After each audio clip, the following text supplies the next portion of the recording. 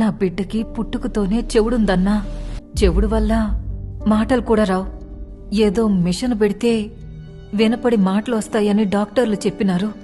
దీన్నే cochlear implant అంటారు. పుట్టుకతో తీవ్రమైన వినికిడి లోపంతో పుట్టిన పిల్లలకి వినికిడి మెషిన్లు లేదా హియరింగ్ ఎయిడ్స్ అనేవి పనిచేయవు. అలాంటి వాళ్ళకి ఒకటే ఒక solution, cochlear implant and cochlear implant surgery.